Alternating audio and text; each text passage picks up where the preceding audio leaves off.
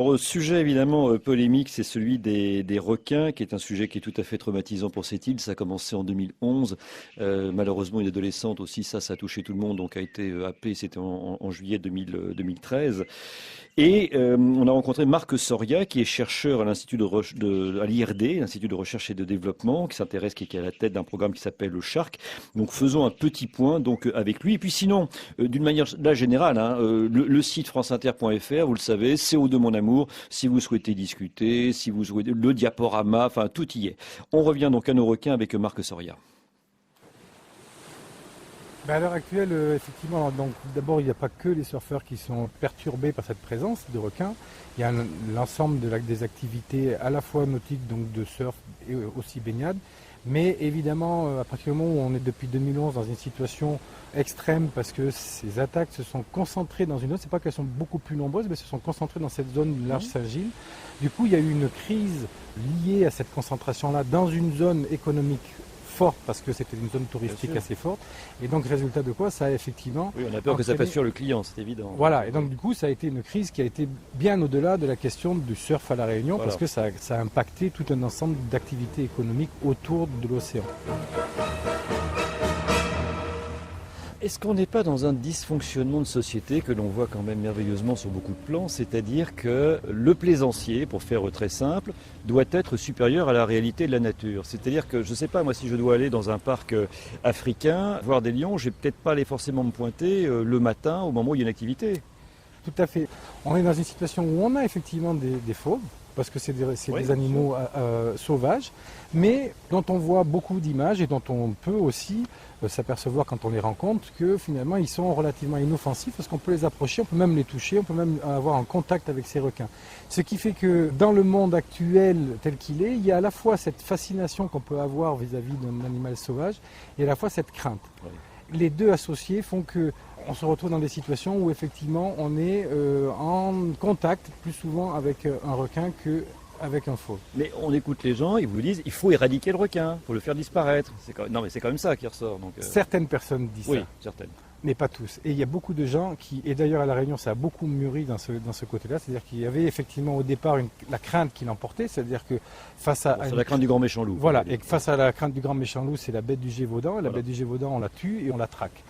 Donc ça veut dire que ces gens ont pris conscience aussi de l'importance que pouvaient avoir ces requins dans leur écosystème et du fait aussi que finalement traquer ou tuer des requins, ça pouvait ne pas avoir un effet aussi évident qu'on pouvait le penser au départ. Plusieurs milliers de personnes ont manifesté ce samedi à Melbourne et Perth en Australie contre la nouvelle politique d'élimination des gros requins.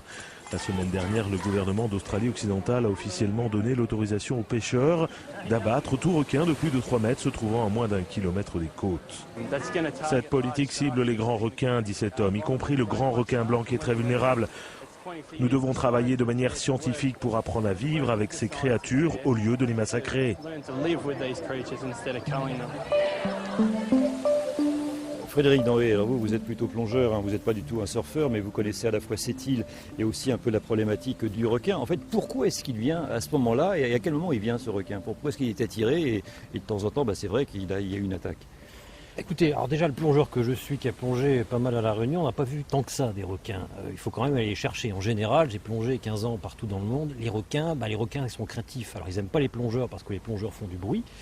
Mais le requin, c'est un prédateur. Il ne va pas dépenser son énergie s'il n'est pas sûr d'attraper sa proie. Ce qui se passe à La Réunion et ce qui se passe partout ailleurs, c'est que le requin, grand prédateur, il ne veut pas se fatiguer. Donc il aime bien les mêmes eaux que le surfeur. Des eaux un peu opalescentes, des eaux un peu brunes. C'est le cas à Saint-Pierre où il y a un émissaire qui arrive directement dans l'eau. Il y a une centrale d'épuration, il y a un égout qui arrive directement dans l'eau. Voilà, l'eau elle est un peu brune. Donc il peut s'approcher très près de ses proies potentielles. Et puis en plus, le requin, comme souvent les prédateurs, il préfère la lumière rasante, donc en début de matinée ou plutôt en fin d'après-midi.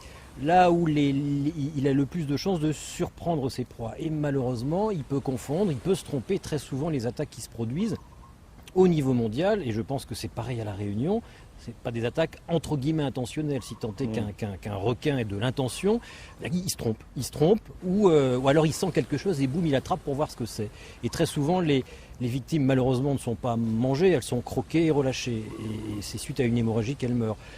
Et donc en fait ce qu'on voit à La Réunion et ce qu'on voit ailleurs, ce à quoi sont adaptés d'une certaine façon les Australiens par exemple, c'est que Les requins concentrent leurs attaques là où se trouvent les hommes, un certain type d'activité. Il faut savoir qu'il y a un risque, en fait, tout simplement. Ce risque, on l'a oublié, le requin, c'est un prédateur, point final. Comme le loup est un prédateur, point final. Il peut y avoir des accidents. On peut limiter les risques. On n'arrivera jamais à les annuler.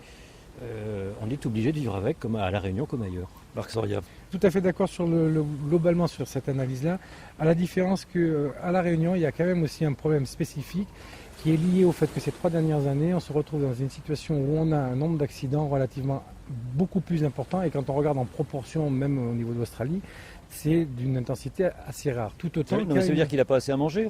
Alors nous, à l'heure actuelle, les 2 hypothèses qu'on a pour expliquer un petit peu justement qu'est-ce qui ferait qu'à un moment donné ces requins sont devenus beaucoup plus côtiers ou deviennent beaucoup plus agressifs.